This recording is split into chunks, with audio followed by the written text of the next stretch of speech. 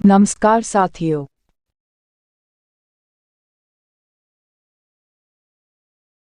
आज 26 अगस्त 2022 है।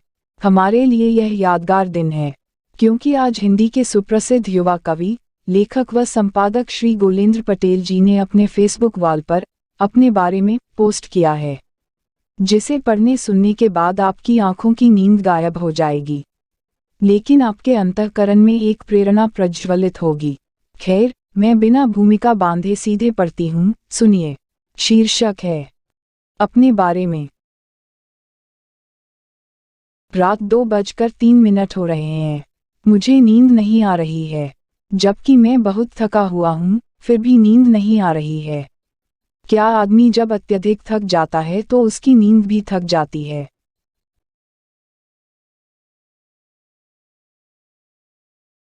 वह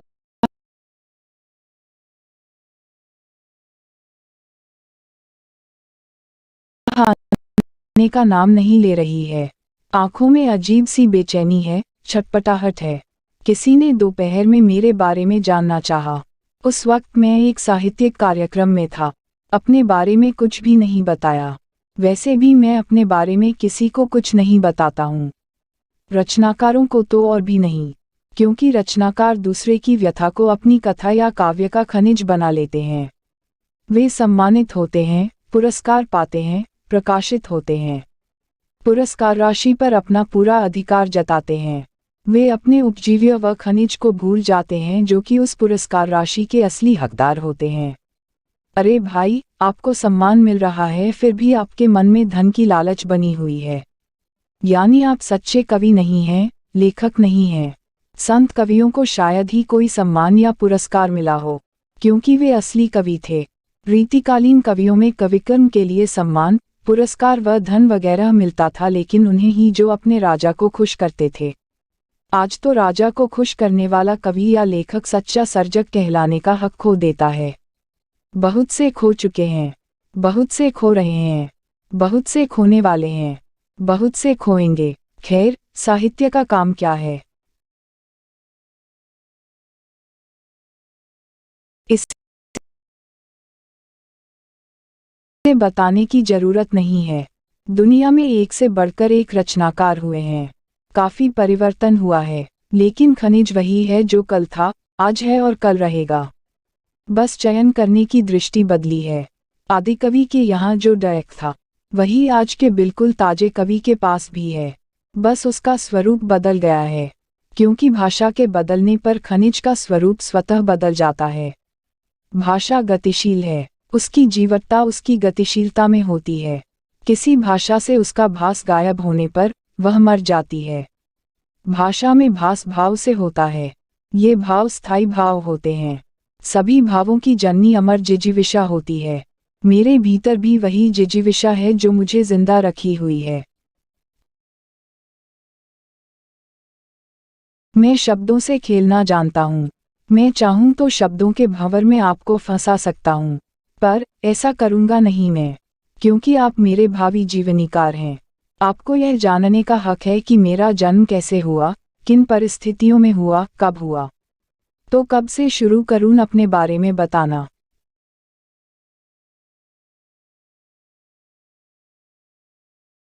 आरोही क्रम में अथवा अवरोही क्रम में? आप किस क्रम में जानना चाहते हैं मेरे बारे में? जन्म से ही शुरू करता हूँ। मैं शुरू करने से पहले कुछ बता देना चाहता हूँ। मेरी माता के पिता एक पहाड़ी मजदूर थे, लेकिन दादा किसान थे। मेरे नाना जी के पिता बुद्धू नाना बहुत ही मोट बुद्धि के थे। मोट का मतलब है कि वे दिमाग से दिव्यांग थे। उनके परिवार वाले उसी का लाभ उठाकर उनकी 20 बीघा जमीन अपने नाम करवा ली। फिर भी शेष 2 बीघा पहाड़ की ढलान पर बची हुई थी। उसे वे अपनी बहनोई को लिख दिए थे, लेकिन वे नाना जी एवं उनके 3 अन्य भाई और 2 बहनों का मुंह देखकर 2-3 वर्षों बाद पुनः नाना जी के नाम कर दिए। पिता कितना भी नालायक क्यों न हो।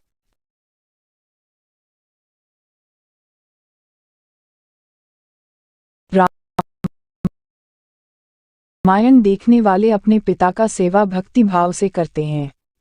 वैसे भी भारतीय संस्कृति में भी पितृसेवा ईश्वर सेवा के समान माना गया है। मेरे नाना जी भी पितृभक्त थे। वे अपने पिता की खूब सेवा किए। मरते वक्त वे आशीर्वाद दिए कि बेटा वे बेमान कभी सुखी नहीं रहेंगे, किंतु तुम सब उन धोखेबाजों से बेहतर जीवन जियोगे। वही हो भी रहा है। कहते हैं न कि मरते हुए व्यक्ति की जिह्वा पर सरस्वती का वास होता है। यमराज के पास होने से उस वक्त उसकी आत्मा पवित्र हो जाती है। नानाजी की दोनों बहनों का विवाह नहीं हुआ था, तभी उनके पिता मर गए, लेकिन नाना का विवाह हो गया था। नानी जी बहुत ही सज्जन एवं मातृवत्सल महिला थीं। वे अपनी नंदों एवं बेटियों और देवरों के लिए माँ थीं, जबकि नाना जी की माँ जीवित थीं। बचपन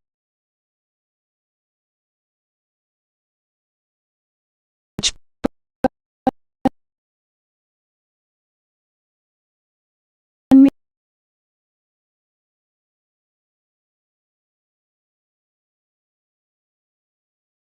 ही नाना जी का विवाह हुआ था। 18-20 की उम्र में 2 बेटों एवं 3 बेटियों के पिता बन गए थे। पहले बड़ा बेटा था, उसके बाद 3 लगातार बेटियां, फिर एक बेटा। यह क्रम था उनकी संतानों का। वे बचपन से ही पहाड़ों में काम करते थे। वे पहले गिट्टी फोड़े, फिर बोल्डर काटे, फिर पटिया निकालने लगे। वे कुछ कमा कर व कर्ज लेकर पहले अपनी दोनों बहनों की पारी पारा शादी की, फिर अपने तीनों छोटे भाइयों का भी पारी पारा ब्याह किए। कर्ज में डूब गए थे, तभी उनके भाई अलगौजे हो गए। उनका बड़ा बेटा बड़े मामा लाड प्यार की वजह से बिगड़ गए थे। सोचा विवाह कर देंगे तो वे सुधार जाएंगे, काम धाम करने लगेंगे। वे अपनी बड़ी बेटी बड़ी मौसी की और बड़े बेटे की शादी एक ही साथ कर दिए। लेकिन विवाह के बाद बेटा भी अलग हो गया। तब मेरी माँ की शादी नहीं हुई थी। वे बहुत ही कर्ज में डूबे हुए थे। रात रात तक पहाड़ में काम करते थे। अधिक श्रम करने से आदमी कम उम्र में बूढ़ा हो जाता है। वे भी 40 की उम्र में 60 के दिखते थे। पहाड़ अधिक तोड़ने से उन्हें भस्सी लग गई थी। डॉक्टर की सलाह थी कि वे पहाड़ में काम न करें, लेकिन पहाड़ी मजदूर पहाड़ तोड़ने अलावा और क्या कर सकते हैं? कुछ नहीं। वे मजबूरी में पहाड़ तोड़ते रहे। फेफड़ा खराब होने की वजह से खटिया पकड़ लिए। उस वक्त उनका छोटा बेटा अपनी पढ़ाई लिखाई छोड़कर पहाड़ में गिट्टी फोड़ने लगा। ऋण कर्जा लेकर किसी तरह माँ की शादी हुई। शादी भी कुछ दिलचस्प ही है। पिताजी के पिता यानी मेरे दादाजी नानाजी को दूसरे का खेत और अपना बिका हुआ खेत सब जोड़ जाड़कर प्रत्येक बच्चे पर 5 बीघा बताकर शादी के लिए मना लिए। मेरे पिता 3 भाई हैं। आप सोच सकते हैं कि मेरे माता पिता का ब्याह कैसे हुआ होगा। विवाह के पूर्व से मेरे पिताजी रीढ़ का विकलांग हैं और मेरी माँ बचपन से शारीरिक व मानसिक रूप से स्वस्थ हैं। मेरी माँ अपनी शादी के समय रूप से स्वस्थ हृष्ट पुष्ट हट्टी कट्टी सुंदर युवती थी। तस्वीर देखकर लगता ही नहीं है कि मेरी माँ एक मजदूर की बेटी हैं।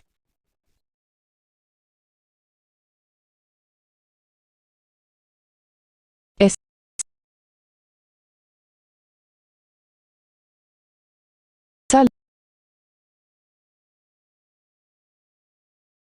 लगता है जैसे कोई राजकुमारी है। नानी अधिया टुकड़िया खेती बाड़ी करती थीं। ऊख 5-5 बीघा अधिया बोया जाता था, और कुछ पैसे पर भी। सभी मिलकर खेतों में काम करते थे। माँ और छोटी मौसी में काम को लेकर खूब लड़ाइयाँ होती थीं। कभी कभी झोटा कब्रौवल भी हो जाता था। बहरहाल वे जब अपनी स्मृति में जाती हैं तो बहुत दुखी होती हैं। बड़ी मौसी की मृत्यु मेरे जन्म से पहले ही हो गई थी, इसलिए उनकी गोदी में खेलने का सौभाग्य मुझे नहीं मिला। छोटी मौसी की शादी करने के बाद नाना जी चल बसे। छोटे मामा जी मौसी का गौना कराए। मौसी के गौना के साल ही वे 10वीं कक्षा की परीक्षा दिए थे, लेकिन वे फेल हो गए। उनकी भी पढ़ाई छूट गई। फिर कुछ वर्षों बाद उनकी शादी हुई। 30 की उम्र में वे भी चल बसे। उनकी एक बेटी और 2 बेटे हैं। जरा कल्पना कीजिए कि मेरी माँ यह जानने के बाद क्या सोची होगी कि उनका जिनसे शादी हुआ है वह विकलांग है। जब नानी को पता चला कि मेरे पिताजी विकलांग हैं, तब नानी ने कहा कि बच्ची गगरी ठनठन ही निकलने पर 4 बार बदली जाती है। लेकिन माँ ने पिताजी के साथ रहना स्वीकार कर लिया। मैं पैदा भी नहीं हुआ था। माँ केवल एक बार ससुराल आई थी। वह चाही होती तो उसकी शादी कहीं और हो जाती, परंतु उसने पिताजी को अपना परमेश्वर घोषित कर दिया। उसने इस विसंगति को अपना भाग्य स्वीकार कर लिया। जबकि पिताजी माँ को खूब पिटते थे, उन्हें और दहेज चाहिए था। मैं जब पूछता हूँ कि तूने पिताजी को छोड़ क्यों नहीं दिया, वे तो तुम्हें बहुत कष्ट दे रहे थे। पिताजी एक नंबर के गजेड़ी व जुआरी थे। वे गजेड़ी तो अब भी हैं, भले ही मुझसे या मेरे भाइयों से डरते हों। हाँ, उत्तर में माँ कहती है कि मैं यही सोचती थी कि कहीं दूसरा इनसे भी बुरा निकल जाए, तब मेरा क्या होगा।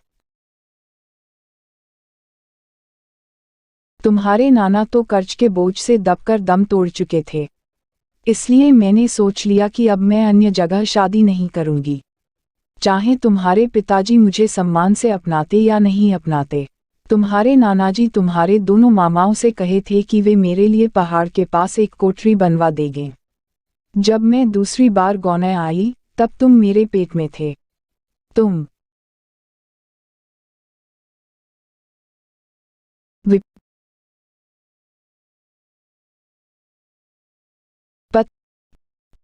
के दिनों में तुम्हारा जन्म हुआ।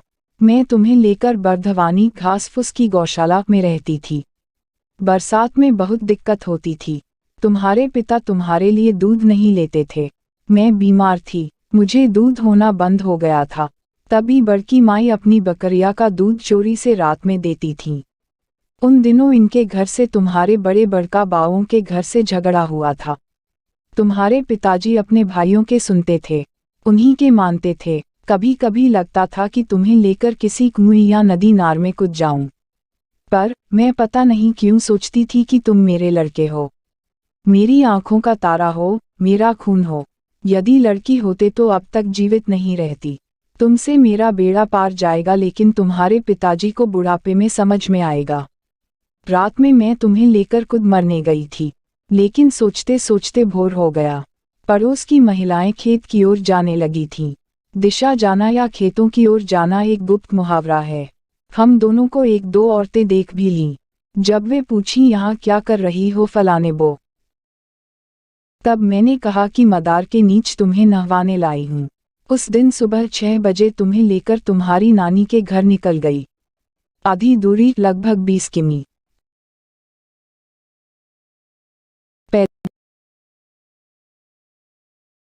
पैदल चली। पैसे थे नहीं, भूख लगी थी, तब तुम्हें रास्ते में अपनी एक सहेली के घर ले गई। संयोग से उसके यहाँ गाय का दूध था, तुम्हें पिलाई। फिर वहाँ से तुम्हारी छोटी मौसी के यहाँ गई। वहाँ उसी दिन रात को अपने घर नानी के यहाँ तुम्हें लेके पहुँची। तब तुम 3 महीने के थे। जब तुम साल भर के हो गए, तब तुम्हारे पिताजी घूमते घामते तुम्हें देखने आए। बस तुम्हें देखकर वे वापस लौट आए। फिर एक बार जाड़ा के दिनों में तुम्हारे लिए स्वेटर पैजामा लेकर आए थे। उसके बाद 5 साल के लिए तुम मेरे लिए लवकुश रहे। मैं तुम्हारे लिए सीता, मैं तुम्हें लेकर ठोकर खाती रही, जानते हो।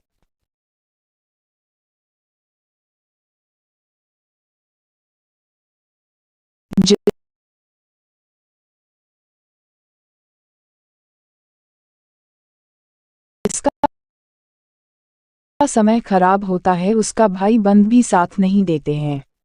मैं दिन भर दूसरों के खेतों में बन्नी मजूरी करती थी, तुम्हें मेंढ पर सुला देती थी, दूसरे गांव में रोपनी करने जाती थी।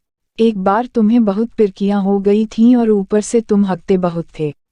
माई के यहाँ की दवाई काम नहीं कर रही थी। परेशान होकर तुम्हें दवाई के लिए लेकर मैं अपने बड़का भैया के ससुराल गई थी। मैं तभी का उनके ससुराल गई हूँ। उनकी सास माई मुझे बहुत मानती थीं। वहीं की दवाई से तुम सही हुए, स्वस्थ हुए। लगभग 5.5 साल बाद तुम्हारे पिताजी सम्मान के साथ मनरई से करकट छाने के बाद हम दोनों को साथ लाए। कुछ दिन बाद फिर वही नटंकी। तुम्हारे पिताजी काम धाम करते नहीं थे। कभी देवघर, त कभी मैहरमाई, त कभी विंध्याचल, त कभी बम्बई घूमते थे। लुंगी गमछा पर ही अपने दोस्तों के साथ गुप्ता धाम चले जाते थे। एक बार तुम्हारे पिताजी कहें कि वे भीटे घर से 1 मील दूर पर से भंटा बैगन तोड़कर लाते हैं, लिट्टी चोखा बनेगा। ये बाबू हम तवन हरा सुलगा देहली, तू तवन लुंगी गमछा पर गुप्ता धाम चल गईलन।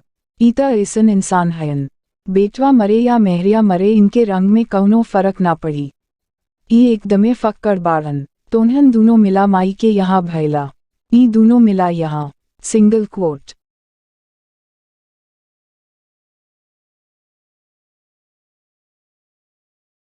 मैं नानी के यहाँ ही एक पहाड़ी स्कूल में पहली कक्षा तक पढ़ा। वहाँ महीने के अंत में चावल गेहूं दूसरे गांव में मिलता था। तब मैं झोला लेकर अपने हिस्से का चावल गेहूं लाने के लिए अन्य साथियों के साथ जाता था। फिरंगी वाला लमचूस खरीद कर खाता था। उन्हीं दिनों माँ को भंडारी देवी के दर्शन हेतु अहरौरा मिर्जापुर जाना था। माँ मुझे फुसलाकर चली गई। मैं अन्य बच्चों के साथ दिन भर खेलता रहा।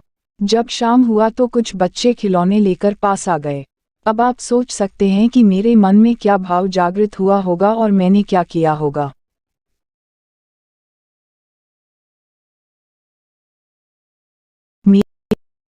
मेरी माँ भी मेरे लिए लोहे की सीटी लाई थी, जैसा कि ट्रैफिक पुलिस के पास होता है। ठीक वैसा ही था। इस माथे से बजाता था तो उस माथे की चिरई कौआ उड़न छू हो जाते थे। उसको बजा बजाकर मैं मक्के व बाजरे के खेतों को अगोरता था। फिर अगले साल अपने गांव पर प्रथम कक्षा में ही पढ़ा। उसके बाद पिताजी के एक मित्र ने मुझे अपने प्राइवेट स्कूल में दाखिला दिलवाया, मगर मैं भोजन की समस्या की वजह से समय पर नहीं पहुंच पाता था।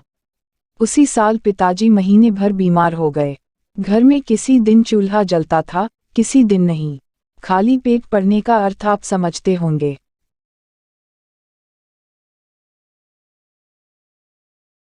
मैं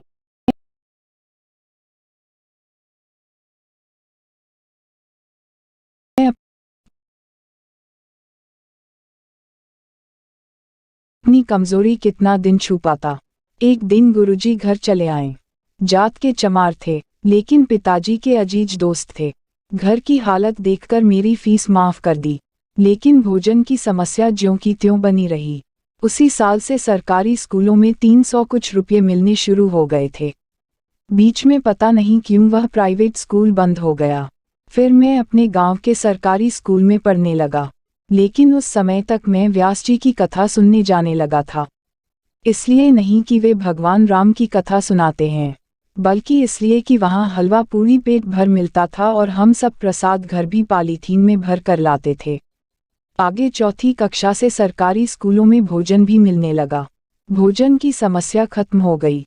हम दोपहर में 12 बजे चापकर खाते थे। एक बार में 8 पहर का काम हो जाता था। 8वीं कक्षा तक ड्रेस व भोजन स्कूल पर ही मिलते थे। फिर 9वीं कक्षा से 12वीं कक्षा तक की पढ़ाई मैंने एक राजकीय इंटर कॉलेज से किया। वहाँ भी 1 से 8वीं कक्षा तक के बच्चों को भोजन मिलता था। मैं वहाँ भी दोपहर का भोजन कर लेता था। जो प्राइमरी या प्राथमिक विद्यालयों में शिक्षक हैं वे समझ सकते हैं कि क्यों गांव में कम उम्र के बच्चों को भी उनके माता पिता 5 साल का बताकर नाम लिखवा देते हैं। कुछ पैसे के लालच में लिखवाते हैं तो कुछ और। असल में मैंने तो 1 से 12वीं कक्षा तक की पढ़ाई के केवल पेट भर भोजन के लिए किया है।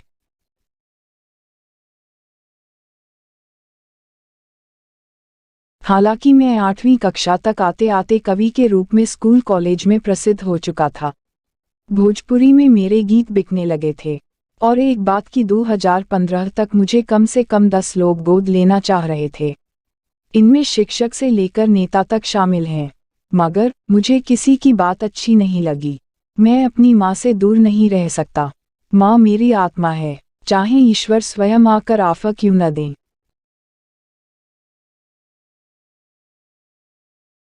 मगर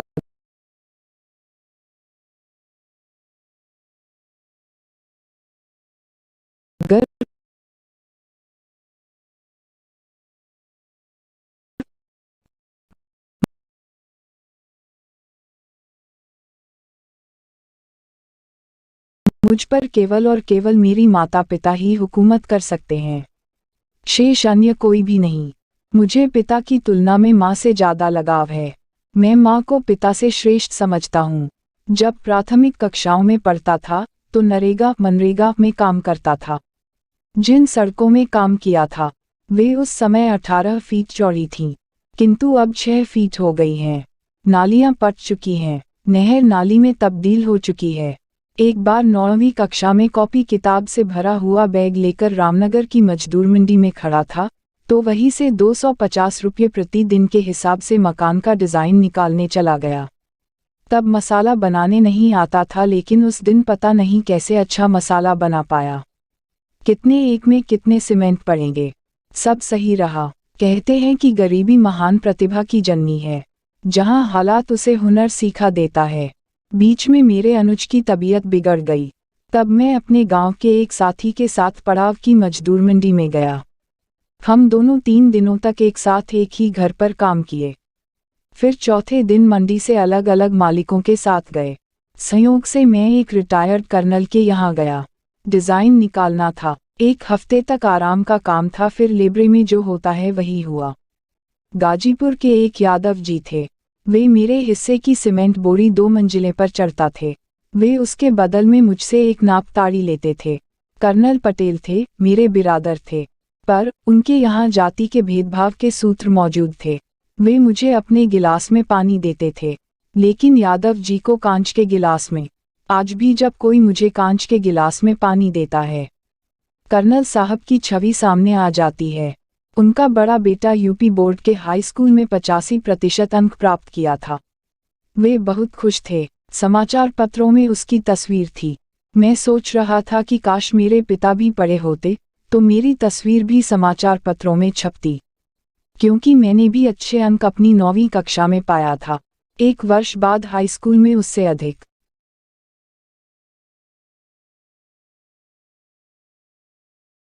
मैं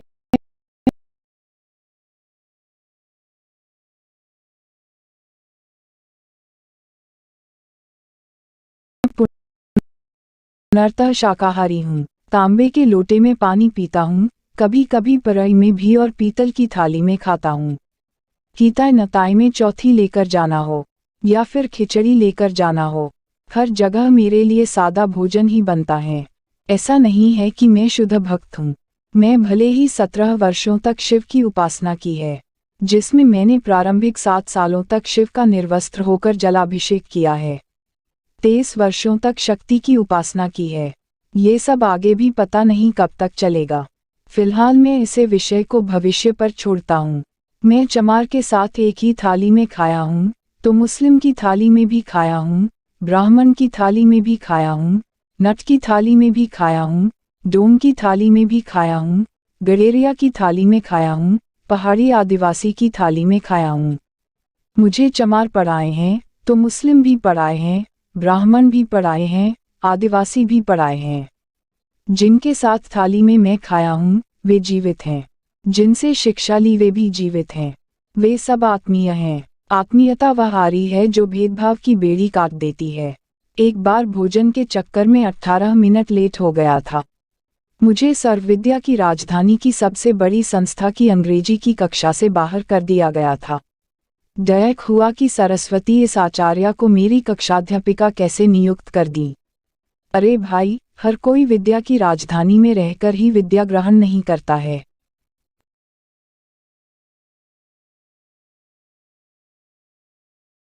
कुछ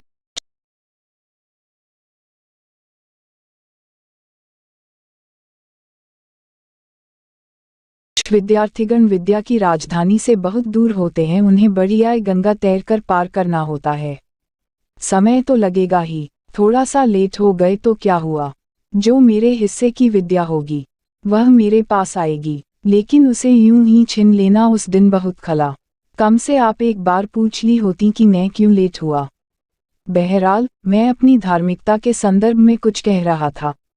वह यह कि मैं धार्मिक नहीं हूँ, लेकिन अपने माता पिता गुरु को पूजता हूँ। पूजना दरअसल कविता की भाषा कूजना है। मैं बहुत सारे प्रसंगों को छोड़ दिया हूँ, क्योंकि अपने बारे में ऐसा विषय है जिस पर मैं तब लिखता बोलता रह जाऊंगा जब तक कि मेरा प्राणांत न हो जाए।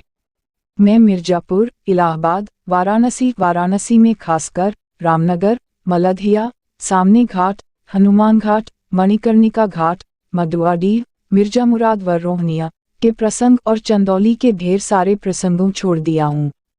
बस नाम ले रहा हूँ ताकि यहाँ काम करने वाले श्रमिकों के पसीने की बूंदें यह न सोचे कि मैं उनको भूल गया हूँ। मैं हवा को सूंघकर बता सकता हूँ कि किसी दिशा में मेरे मजदूर मित्र श्रमरत हैं।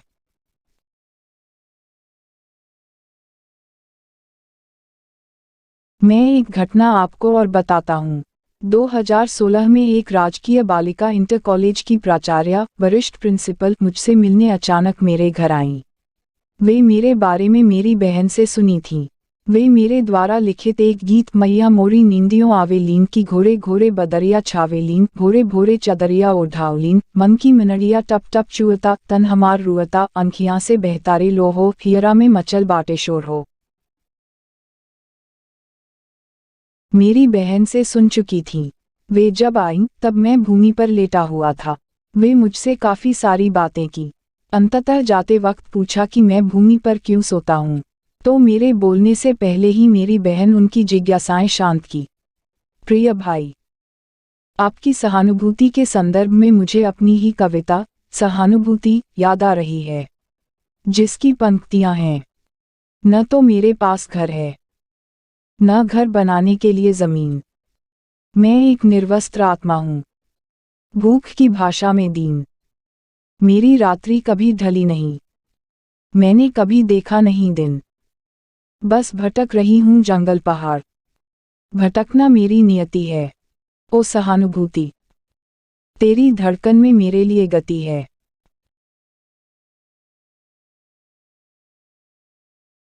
आज भी मेरे पास न तो खुद का घर, न घर की इच्छा। मैं बचपन में माँ की गोदी में सोया हूँ, बोध होने पर दूसरे के घर। ऐसा नहीं है कि मैं घर नहीं बनवा सकता हूँ, या मैं 2 पहिया या 4 पहिया नहीं खरीद सकता हूँ। घर बनवा सकता हूँ, खरीद सकता हूँ, लेकिन मुझे फिर से गीतकार बनना पड़ेगा। आत्मा के विरुद्ध मजबूरन एक भाषा में भरती भावना की कसौटी पर अश्लीलता की अभिव्यक्ति करनी होगी। माँ को दिया वचन तोड़ना होगा। मेरे सहोदरों, मैं बहुत थक गया हूँ। आज यहीं तक, फिर कभी मेरे बारे में मुझसे सुन लेना। आप सबकी आंखें लाल हो गई हैं, उन्हें विश्राम दो। यदि आप और अधिक जानना चाहते हैं तो इन लोगों से संपर्क करें। कुछ नाम क, ख, ग, घ, अ, च। माँ तो कहती हैं कि वे जब बहुत बीमार थीं, तब आप उनकी सहेलियों का स्तनपान किए हैं। अब आप सब शेष बातें माँ और पिता से ही पूछ लेना। एक दिव्यांग साथी का फोन आ रहा है।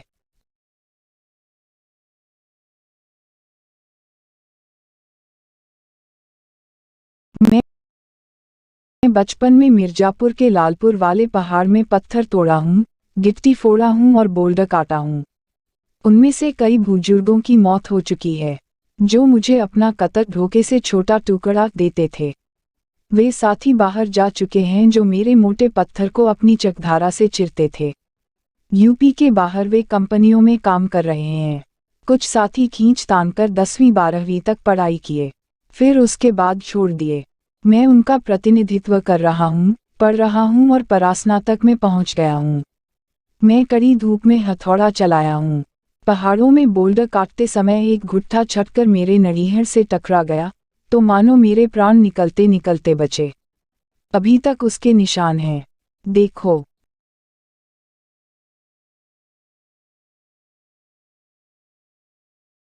ये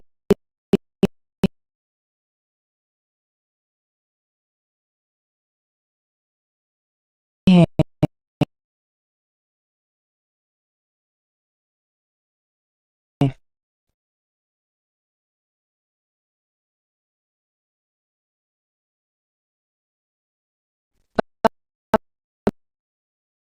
जब कभी मैं ईंधन के लिए लकड़ी फाड़ता हूँ, चिरता हूँ, तो मैं महसूस करता हूँ कि निशाना वही है, जो पहाड़ में पत्थर तोड़ने का फल है।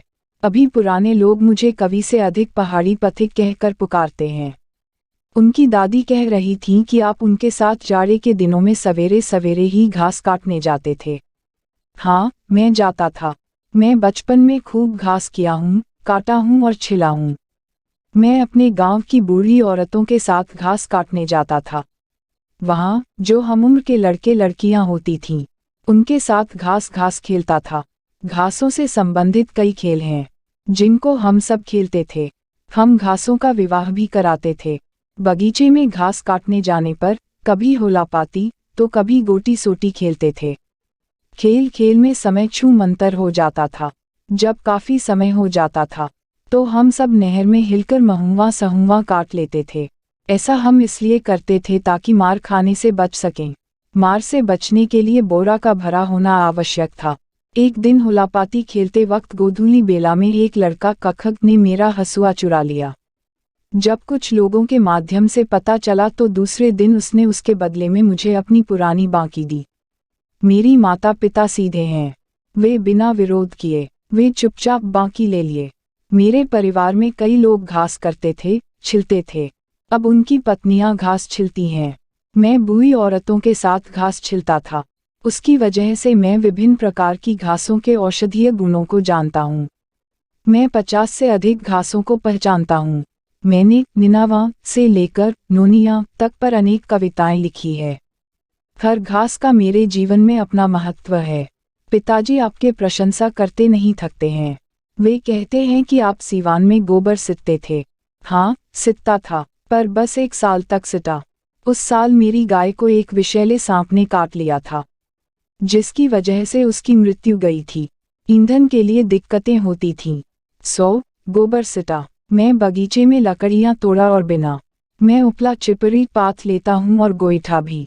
मैं गोहरा लगा लेता हूँ। कभी आप किसी गोबर पाथने वाली स्त्री की हथेली देखना, आपको उन हथेलियों में एक महान कला नजर आएगी। वैसे मैं मुसहर साथियों के साथ खेतों में गेहूं धान के बालों को भी बीना हूँ। मैं गेहूं के थ्रेशर पर काम किया हूँ। 2020 में तो एक दिल दहला देने वाली घटना घटी।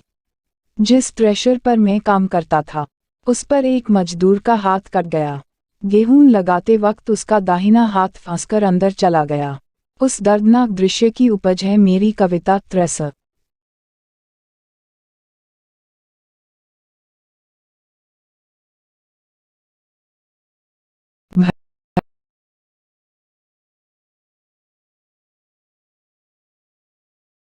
भैया, चाचा जी बता रहे थे कि आप साइकिल पर सब्जियां बेचते थे। हाँ, मैं बेचता था। मैं एक बार लगभग 4 बिस्वा बैगन, धनिया, पालक व टमाटर बोया था। उस साल कई लंगोटिया यार भी अपने खेत अगोरते थे। हम सब बरसात में अपने फसलों को निलगाया, घररोज, सांड व भैंसा से बचाने के लिए रात में मचान पर तिरपाल ओढ़कर बैठते थे।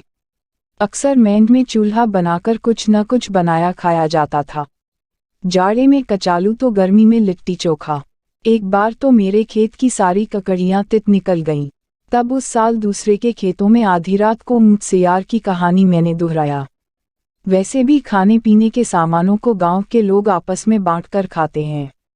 हम अपने किसी परिचित के खेत में 1-2 ककड़ियां तोड़ लेते हैं।